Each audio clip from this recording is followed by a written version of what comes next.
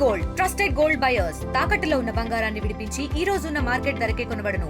మరిన్ని వివరాలకు సంప్రదించండి 7710777720. వక్ఫ్ బోర్డు సవరణ చట్టంకి సంబంధించి అది చట్టంగా రూపొందిన తర్వాత కూడా జనంలో ఉన్న అపోహలు, ముఖ్యంగా ముస్లిం సమాజం యొక్క అనుమానాలను నివృత్తి చేయడం, న్యూట్రల్స్ యొక్క అవగాహన, అంటే మేధావులు కానీ ఇంటలెక్చువల్స్ కానీ వివిధ వర్గాల వాళ్ళకు కూడా ఈ చట్ట సవరణ అనేది ఎందుకు చేయాల్సి వచ్చింది, దీంట్లో ఉన్న లోపాలని ఏ విధంగా ఎన్డీఏ ప్రభుత్వం తీసుకుంది, అలాగే దీని గురించి విస్తృతమైన చర్చ ఏదైతే అటు లోక్సభలో రాజ్యసభలో కూడా 8 గంటల కోసం నిర్ధారించినప్పటికీ తెల్లవారుజాము 4 గంటల వరకు కూడా సభలు నడిపి విస్తృతంగా చర్చ జరిగి దీంట్లో ఉన్న లోపాలు, ముఖ్యంగా 1995లో జరిగిన సవరణ కానీ 2013లో జరిగిన సవరణ ఏదైతే అన్యాయమైన సవరణగా భావించి వాటిల్ని సరిచేసేందుకు వక్ఫ్ బోర్డు యొక్క పద్ధతుల్ని, ముఖ్యంగా ఆ సవరణని తీసుకొచ్చి దాన్ని చట్టంగా మార్చిన తర్వాత కూడా ప్రజాస్వామ్యబద్ధంగా ప్రజలందరికీ దీని మీద అవగాహన కలగాలని నిర్వహిస్తున్న అవగాహన సదస్సులు, అనుమానాలను నివృత్తి చేసేందుకు ముస్లిం సమాజానికి ఉన్న అనుమానాలను నివృత్తి చేయడంతో పాటు వివిధ వర్గాలకు సంబంధించింది కూడా ప్రజాస్వామ్యయుతంగా మనం చెప్తే జనంలోకి ఇది బాగా వెళ్ళాలి, తద్వారా తీసుకొచ్చిన ఈ చట్ట సవరణ ఏదైతే ఉందో అందరికీ ఉపయోగపడేదని చెప్పి తెలియాలనే సదుద్దేశంతో నిర్వహిస్తున్న సమావేశాలు ఇవి. సాధారణంగా అయితే చట్టం అయిపోయింది, చట్టం అయిపోయిన తర్వాత కొన్ని అభ్యంతరాలు లేవనెత్తిన ఈ చట్టం గురించి 23 పార్టీలు కోర్టులో పిటిషన్ వేస్తున్నాయి. కోర్టు కూడా దీని విచారణకు తీసుకుంది. నెక్స్ట్ మంత్ అంటే మే 5వ తేదీన దీని గురించి ఫర్దర్ కార్యాచరణ లేదా తీర్పు రావచ్చు. కానీ అటువంటి సమయంలో కూడా ఈ అవగాహన సదస్సులు ఏవైతే పెడుతున్నామో ప్రజలందరికీ మనం తీసుకున్న ఈ నిర్ణయం ఎంతవరకు కరెక్ట్ అనేది జనాలకు అవగాహన కోసం చేస్తున్న సదుద్దేశంతో చేస్తున్న చర్యగా చెప్తూ ఇక్కడికి విచ్చేసిన అందరికీ కూడా దాని గురించి వివరించడానికి వచ్చి, ముఖ్యంగా మా స్టేట్ మైనారిటీ మోర్చా అధ్యక్షుడైన బాజీ గారి నేతృత్వంలో ఇక్కడికి రావడం జరిగింది. ఈ దేశంలో వక్ఫ్ బోర్డు పేరుతో ఉన్నాయి. 2006లో సచార్ కమిటీ ఇచ్చిన నివేదిక ప్రకారం కనీసం 16,000 కోట్ల రూపాయల ఆదాయం రావాలి. వాటిని లీజులకి ఇచ్చిన దాన్ని కానీ, లేకపోతే వాటిలో నిర్మాణాల వల్ల కానీ, లేకపోతే దేనివల్ల అయినా కానీ ఆదాయం 16,000 కోట్లు రావాల్సి ఉండగా, పోయిన సంవత్సరం ఈ వక్ఫ్ బోర్డు భూములు ఎవరైతే అధీనంలో ఉన్నాయో పెద్దల చేతిలో, ముఖ్యంగా 3% ఎవరైతే డామినేట్ చేస్తున్నారో ముస్లిం సమాజంలో 97% మందిని పేదలుగా ఉంచారో వాళ్ళు, మీరు అన్నట్టు రాజకీయ నాయకులు కావచ్చు, లేకపోతే వాళ్ళ కబ్జాలో ఏదైతే పెత్తందారీ వ్యవస్థగా వాళ్ళు రూపొంది ఏదైతే ఈ లాభాలు గడిస్తూ వాళ్ళు డెవలప్ అవుతున్నారో, కానీ 97% ముస్లింలు ఏదైతే వంచనకు గురవుతున్నారో వీళ్ళ లెక్కలన్నీ తీసిన కేంద్ర ప్రభుత్వం చాలా జాగ్రత్తగా చూసిన తర్వాత ఈ సంవత్సరం ఈ చట్టం తీసుకొచ్చే వరకు కూడా పోయిన సంవత్సరం 163 కోట్ల ఆదాయం మాత్రమే చూపిస్తే ఈ సంవత్సరం 166 కోట్ల మాత్రమే ఆదాయం చూపించారు. 2006లోనే సచార్ కమిటీ నివేదిక ప్రకారం 16,000 కోట్ల ఆదాయం రావాల్సి ఉంటే ఈ పాటికి 2025కి కనీసం 25,000 కోట్ల రూపాయల సంవత్సరానికి ఆదాయం వస్తే పేద ముస్లింల అభివృద్ధికి, ముఖ్యంగా వెనకబడ్డ వాళ్ళందరికీ, ముఖ్యంగా ఆ సమాజంలోనే, వేరే సమాజం కూడా కాదు, వాళ్ళందరినీ ఆదుకోవడానికి, ముఖ్యంగా డైవర్సీ అయిన మహిళలు కానీ, లేకపోతే అనేక రకాల ఇబ్బందుల్లో ఉన్న మహిళలు కానీ, చిన్న వ్యాపారస్తులు కానీ, లేకపోతే అణగారిన వర్గాలు కానీ, దాంట్లో అనేక ఏదైతే హిందువుల్లో ఎస్సీ ఎస్టీ బీసీలాగా ఉన్నారో అలాగే ముస్లిం సమాజంలో కూడా కొన్ని ఉన్నాయి.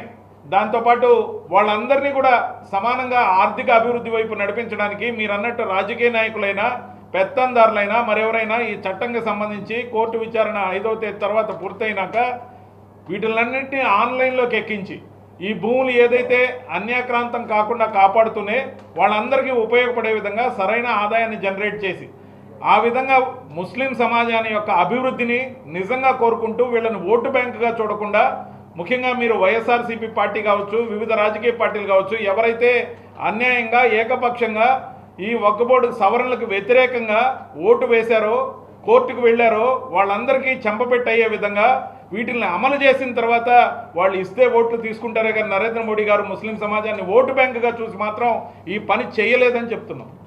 ఈరోజు ఈ పత్రికా సమావేశంలో నాతో పాటు మా భారతీయ జనతా పార్టీ నాయకులు జిల్లా బీజేపీ అధ్యక్షులు తిరుపతిరావు గారు, అదేవిధంగా ఈ కార్యక్రమాన్ని భాగస్వామ్యంగా నాతో ఇచ్చేసినటువంటి అతిథి రవిచంద్రరెడ్డి గారు, నా సహచరులు కుద్దూస్ గారు, అదేవిధంగా సోషల్ మీడియా రఫీ గారు, బిలాల్ గారు, గౌస్ పీరా గారు, సాంబశివరావు గారు, నరేంద్ర జైన్ షా గారు, అదేవిధంగా జనరల్ సెక్రటరీ గారు మన కుమార్ గౌడ్ గారు, అనేక మంది ఈ రోజున మీ అందరి ముందు ఈ పత్రికా సమావేశంలో మనతో పాటు కలిసి నిర్వహించుకుంటాం. ఆనందం, సంతోషం. వక్ఫ్ సవరణ చట్టం 2025 ముందుగా ఇది భారతదేశంలో ఉన్నటువంటి ఏ ఒక్క పేద ముస్లింలకి వ్యతిరేకం కాదు. దీన్ని పూర్తిగా విశ్వసించమని చెప్పని మీరు వారిని అభ్యర్థిస్తూ ఉన్నాము. ఏదైతే చెడు ప్రచారాలు జరుగుతూ ఉన్నాయో, మసీదులు ఆక్రమిస్తారు, ఇళ్లను కూల్చేస్తారని చెప్పినటువంటి మాటలు ఏవైతున్నాయో పూర్తి అవాస్తవాలు, అబద్ధాలు. దాదాపు స్వాతంత్రం వచ్చిన తర్వాత 55 ఏళ్ల పాటు పరిపాలించినటువంటి ప్రభుత్వాలు గరీబీ హటావో అని చెప్పారు, రోటీ కపడా మకాన్ అనేటువంటి మాట చెప్పారు. తాతలు పేదవాళ్లే, తండ్రులు పేదవాళ్లే, ఇప్పుడున్నటువంటి వాళ్ళు పేదవాళ్ళుగానే ఉన్నారు. వీళ్ళ నుంచి వస్తున్నటువంటి ఆదాయం ఏదైతే ఉందో, వీళ్ళకి కేటాయించినటువంటి వక్ఫ్ భూముల మీద, వక్ఫ్ ఆస్తుల మీద వచ్చే ఆదాయం ఏదైతే ఉందో ఆ ఆదాయం పక్కదారి పడుతుంది. దురాక్రమణకు గురవుతున్నటువంటి ఆస్తులు స్వార్థపరుల చేతుల్లో ఉన్నాయి. వీటిని కట్టడి చేయటం కోసం మాత్రమే వక్ఫ్ సవరణ చట్టం 2025 చేసింది. ఇటువంటి చట్టాలు దాదాపు 1954లో జరిగినాయి, 59లో జరిగినాయి, 62లో జరిగినాయి, 65లో జరిగినాయి, 95లో జరిగినాయి, అదేవిధంగా 2013లో కూడా జరిగినాయి. ఇన్నిసార్లు సవరణ జరిగినప్పుడు లేని ఇబ్బంది ఇప్పుడే ఎందుకు వచ్చిందంటే, కేవలం నరేంద్ర మోడీ గారు దీని మీద వచ్చేటువంటి ఆదాయాన్ని, ఈ సంపద మీద వచ్చేటువంటి పూర్తి అభివృద్ధిని పేదవాళ్ళకి చెందాలనేటువంటి ప్రయత్నం చేయటం వల్లే వచ్చినటువంటి పరిస్థితి. ఇది ప్రభుత్వ ఆధీనంలో ఉండటం వల్ల, ప్రభుత్వం లెక్కలు తెలియటం వల్ల అనేక మంది తమ సంబంధించినటువంటి ఆస్తులు దూరం అవుతున్నటువంటి ఆలోచనతో వేలాది మంది ముస్లింల మధ్యలో ఈ అబద్ధ ప్రచారాన్ని చేసి వాళ్ళ రోడ్డు మీద ఇచ్చినటువంటి పరిస్థితి. వచ్చిన వాళ్ళు ఒక్కళ్ళంటే ఒక్కళ్ళు నిలబడి ఇప్పటి వరకు ఈ వక్ఫ్ మీద ఎవరికన్నా ₹1 ఆదాయం పేదవాళ్ళకి మిగిలిందా అని అడిగితే సమాధానం ఎవరైనా చెప్పాలితో చూద్దాం. గుంటూరు నగరంలో దాదాపు 100 ఎకరాలు వక్ఫ్ సంబంధించినటువంటి ఆస్తులు ఉన్నాయి. ఏ పేదవాడైనటువంటి ముస్లింల యొక్క ఆర్థిక అభివృద్ధి కానీ, వాళ్ళ పెళ్ళిళ్ళకు కానీ, వాళ్ళ చదువులకు కానీ, వాళ్ళకు సంబంధించినటువంటి వ్యాపారాలు అభివృద్ధి చేసుకోవడానికి కానీ, వాళ్ళకి సంబంధించినటువంటి మసీదుల కోసమో, దర్గాల కోసమో వాళ్ళకి సంబంధించినటువంటి కానీ ఎవరికన్నా కేటాయించారా అని అడిగి చూడండి. మీకు సమాధానం దొరికితే దాన్ని బట్టి తర్వాత మళ్ళీ మీరు చెప్పినప్పుడు మాట్లాడవచ్చు. ఎక్కడ నరేంద్ర మోడీ గారు ప్రజల పక్షాన నిలబడి చేసినటువంటి ఇంత మునుపు చట్టాలు కూడా ఇటువంటి దుష్ప్రచారానికే గురై, ఎన్ఆర్సీ విషయంలో కూడా ఎలాంటి అబద్ధం చెప్పారో మనందరికీ తెలుసు. ఎన్ఆర్సీ సిఏ చట్టాలు వస్తే ముస్లింలందరినీ దేశం నుంచి పంపించేస్తారని చెప్పనేటువంటి అబద్ధాన్ని ప్రచారం చేశారు. పెద్ద ఎత్తున జనాన్ని, చిన్నపిల్లల్ని, మహిళల రోడ్ల మీద తీసుకొచ్చారు. కానీ 5 సంవత్సరాల్లో ఏ ఒక్క ముస్లిం అన్నా భారతదేశం నుంచి పంపడం జరిగిందనేది. ఆ చట్టాలు వేరే వాళ్ళ కోసం పెట్టినవి. ఆ చట్టాలను అనవసరంగా తప్పుదారి పట్టించి, సమాజాన్ని తప్పుదారి పట్టించి, అమాయకులైనటువంటి ముస్లింలు రెచ్చగొట్టి రోడ్ల మీద తీసుకొచ్చేటువంటి పని చేస్తూ ఉన్నారు. అదేవిధంగా త్రిపుల్ తలాక్ గురించి చెప్పారు. సాటి మైనార్టీ మహిళలు ఎవరైతే ఉన్నారో సమాజంలో ఉన్నటువంటి ఏ ఒక్క మహిళ కూడా ఇబ్బంది పడకూడదు, తేలికగా వాళ్ళ యొక్క జీవితాల్లో విడాకులు ఇచ్చేటువంటి ప్రక్రియ చెల్లదు అని ఒక చట్టాన్ని తీసుకొచ్చి ముస్లిం మహిళలకు అండగా నిలబడేటువంటి ప్రయత్నం చేసినటువంటి నరేంద్ర మోడీ గారి యొక్క సాహసాన్ని, వారు చేసినటువంటి గౌరవాన్ని ఉత్తరాది రాష్ట్రాల్లో ఉన్నటువంటి మైనారిటీలు అందరూ ఆశీర్వదించారు. రెండోసారి ప్రధానమంత్రిగా అవ్వడానికి అక్కడ ఉన్నటువంటి మైనారిటీ మహిళలందరూ కూడా ఓట్లేసి గెలిపించారు. కేవలం ఈ ప్రాంతాల్లో ఉన్నటువంటి వాళ్ళు మాత్రమే అబద్ధాలు చెప్పి ప్రచారాలు చేసి మహిళా సమాజాన్ని, మైనారిటీ సమాజాన్ని అబద్ధాలతో చేసి పక్కా తప్పిస్తున్నటువంటి పరిస్థితి. అదే రకమైన పందాలు ఇప్పుడు వక్ఫ్ సవరణ చట్టాన్ని కూడా తీసుకొచ్చినటువంటి పరిస్థితి. వక్ఫ్ యొక్క ఫలితాలు పేద ముస్లింలకు చెందబోతున్నాయి. వాటి యొక్క అభివృద్ధి ఫలాలు మొత్తం కూడా ఎవరైతే గరీబీ ముస్లిమ్స్ ఉంటారో వాళ్ళందరూ కూడా అనుభవించబోతున్నారు. నరేంద్ర మోడీ గారు 140 కోట్ల ప్రజానికానికి సేవకుడుగా ఆయన ఇచ్చినటువంటి వాగ్దానం ఇది మనందరి కోసం చేసింది. ఆయన రాజకీయం ఆలోచించి ఓట్లు ఆలోచించలేకనైతే ముస్లింలకి వెళ్ళి ఈ సమస్యను తీసుకొచ్చి వాళ్ళకి మధ్యలో ఇటువంటి అబద్ధాలు ప్రచారం చేయడానికి తల వంచి దానికి వెళ్ళి మాట్లాడేటువంటి పరిస్థితికి వెళ్ళేటువంటి స్థితికి వెళ్ళాడు. ఇది కేవలం ఆయన వాళ్ళు మొత్తం కూడా బాగుండాలని ఈ దేశంలో ఉన్న ప్రతి వ్యక్తి కూడా అభివృద్ధి చెందాలని కోరుకున్నటువంటి కేవలం దేశ స్వార్థం సమాజ స్వార్థం ఉన్నటువంటి వ్యక్తిగా ఈ యొక్క చట్ట సవరణ చేసి ఈ కానుకని ముస్లిం సమాజానికి అందించారు. దీని మీద అబద్ధ ప్రచారాలు చేసిన వాళ్ళందరూ కూడా మళ్ళీ ఈ నిజాలు తెలిసిన రోజున బాధపడతారు. అదేవిధంగా ముస్లిం సమాజానికి నేను అభ్యర్థిస్తూ ఉన్నాను, ఇది పేద ముస్లింల యొక్క ఆస్తుల కోసం దేశ ప్రధాని చేసినటువంటి చట్టం, ఇది మనందరి కోసం. దయవుంచి దీన్ని అర్థం చేసుకొని ఓపిక పట్టి ఫలితాలు వచ్చిన తర్వాత మీ నిర్ణయాన్ని చెప్పమని చెప్పి ఈ పత్రికా సమావేశం ద్వారా మీ అందరికీ నేను విజ్ఞప్తి చేస్తూ, మనందరికీ తెలుసు గుంటూరు నగరంలో పెద్ద ఎత్తున మైనారిటీలను సమీకరించి ఈ వక్ఫ్ సవరణ వ్యతిరేకిస్తూ ఈ రాష్ట్రంలో పార్టీకి ఎటువంటి సీటు ఓటు లేనటువంటి పార్టీ ప్రధానమైనటువంటి దేశంలో గతంలో పరిపాలించి దేశానికి దరిద్రానికి కారణమైనటువంటి గరీబీ హఠావో నినాదాన్ని ఇచ్చి ముస్లింల యొక్క బతుకులు అట్టడుగు స్థాయిలో ఉండేదరుగా చేసినటువంటి కాంగ్రెస్ పార్టీ యొక్క పరిస్థితి ప్రతినిధులు ఆంధ్ర రాష్ట్రంలో ఉన్నారు. అందులో కూడా ఆ పార్టీకి సంబంధించినటువంటి పాత మాజీ అధ్యక్షులు మస్తానోలి గారు ఆయన యొక్క సమాచారం, ఇప్పుడు ఆయన పేరు ఉచ్చరించడం నాకు అనుచితం కాదనిపించి కూడా నేను చెప్పదలుచుకున్నాను, ఎందుకంటే గుంటూరు ప్రాంతంలో ఉంది కాబట్టి చెప్పాను.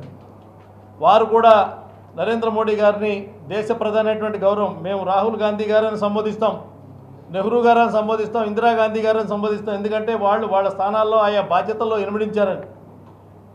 కానీ ఆయన యొక్క ప్రజావేదికగా నరేంద్ర మోడీ గారిని దూషించినటువంటి మాటలు సంస్కారహీనమైనటువంటి మాటలతో వారు మాట్లాడినటువంటి అంశాలు, మనం సమాజంలో మానవ జీవితంలో కొన్ని సాంప్రదాయాలు కట్టుబాటు విలువలకు ఉన్నటువంటి స్థితిలో ఉన్నాం. కానీ వ్యక్తుల గురించి మాట్లాడేటప్పుడు వారు ఉన్నటువంటి స్థానాల్లో ఉన్నప్పుడు మర్యాద ఇచ్చిపుచ్చుకునేటువంటి ధోరణి కాకుండా మాట్లాడేటువంటి పరిస్థితి. ఈ రోజున కేరళ రాష్ట్రంలో కమ్యూనిస్టులు ఎవరు ఈ చట్టాన్ని వ్యతిరేకించేటువంటి పరిస్థితులు లేరు. కేరళలో వాళ్ళ ప్రభుత్వం ఉన్న దగ్గర అక్కడ ఉన్నటువంటి క్రైస్తవులు మొత్తం కూడా వక్ఫ్ సవరణ చట్టానికి ఆమోదం తెలిపి దేశం మొత్తం ఉన్నటువంటి క్రైస్తవులందరూ కూడా వక్ఫ్ బోర్డు యొక్క సవరణ చట్టం నరేంద్ర మోడీ గారు దానికి బలపరుస్తున్నటువంటి పరిస్థితి. కమ్యూనిస్టుల యొక్క లెక్క ఎట్టుంటుంది, కేరళలో సై, ఆంధ్రలో నై అన్నట్టుంటుంది వాళ్ళు. ఆంధ్రప్రదేశ్లో కమ్యూనిస్ట్ పార్టీ పాపం వాళ్ళు వెంపటేసుకొని తిరుగుతున్నటువంటి పరిస్థితి. ఇప్పుడు చేదోడు లేని 2 చేతులు పోయినటువంటి వ్యక్తి కనుక ఎడమ చేతికి సంఖలో ఒక కర్ర, కుడి చేతి సంఖలో ఒక కర్ర, కమ్యూనిస్ట్ పార్టీలు సిపిఐ ఓ పక్క సిపిఎం ఓ పక్కలాగా అయినటువంటి స్థితి. రాష్ట్రంలో ఈ రోజున గుంటూరు నగరంలో ఈ మాట్లాడుతున్నటువంటి పెద్దలు మాజీ ఎమ్మెల్యే కానీ మాజీ పిసిసి అధ్యక్షుడు కానీ ముందు ఇక్కడ ఉన్నటువంటి వక్ఫ్ బోర్డులో ఆక్రమణలోంచి బయటయ్యండి. భారతీయ జనతా పార్టీ మైనార్టీ మోర్చా నాయకులు సవాల్ చేశారు. ఇక్కడ ఉన్నటువంటి నాయకులు ఈ ప్రాంతంలో ఉన్నటువంటి మైనారిటీ భూములు ఎవరైతే కబ్జా చేశారో వాళ్ళ నుంచి విడిపించి ముందు పేద ముస్లింలకు దాని ఆదాయాన్ని పంచండి. అది ముస్లింలు సగటు ముస్లింలు చేయాల్సినటువంటి పరిస్థితి. ఢిల్లీలో ఉన్నటువంటి మోడీ గారిని తిడితే ఇక్కడ ఓట్లు రాలవు. ఇక్కడ ఉన్నటువంటి పేద ముస్లింలకి అన్నం పెడితే ఓట్లు రాలుతాయి. ఈ కనీస జ్ఞానం లేదు కాబట్టి కాంగ్రెస్కి ఆంధ్రప్రదేశ్లో 0 వస్తున్నటువంటి స్థితి. ఈ కనీస జ్ఞానం లేదు కాబట్టి ఈ రాష్ట్రంలో కమ్యూనిస్ట్ పార్టీలు అడ్రస్ లేనటువంటి పరిస్థితి. ఎక్కడ కాపలా గాయాలన్నాడు అటు తిరుగుతున్నటువంటి స్థితి. ఇవాళ గత ప్రభుత్వం ఎందుకు 22 మంది పార్లమెంటు సభ్యులతో ఎన్ఆర్సీకి మద్దతు ఇచ్చిందో వాళ్ళని అడగండి. ఇవాళ ఎందుకు కాదన్నారో అడగండి. పార్లమెంట్లో ఎందుకు మద్దతు వద్దన్నారో, రాజ్యసభలో ఎందుకు కావాలనుకున్నారో అడగండి. ఇది పేద అమాయకులైనటువంటి ముస్లింలు మోసం చేయడం కోసం రాజకీయ క్రీడ వద్దు. మాట అంటే ఎలా ఉండాలంటే చెప్పారు అంటే చేసేటట్టు ఉండాలా, చేశారు అంటే చెప్పిన మాటను చేసేది ఉండాలా. అది సాక్షాత్తు నరేంద్ర మోడీ గారి మాటలాగా ఉండాలని చెప్పి మీకు ఈ సందర్భంగా తెలియజేస్తూ ఉన్నాను. వక్ఫ్ సవరణ చట్టం దేశం మొత్తం జరుగుతుంది, జియోగ్రాఫిక్ మొత్తం జరుగుతుంది. మొత్తం దాని యొక్క సిస్టమ్ మొత్తం కూడా జియోజికల్గా ఎక్కడ ఎంత ఉందనేటువంటి లెక్క తీస్తూనే ఉన్నారు. దేశంలో ఇప్పటికి 2006 తర్వాత జరిగినటువంటి సర్వే ప్రకారం ఇప్పుడు ఉన్నటువంటి దేశంలో మొత్తం దాదాపు 9 లక్షల ఎకరాలు వక్ఫ్ బోర్డు సంబంధించినటువంటి భూములు ఉన్నట్టుగా లెక్క తేల్చారు.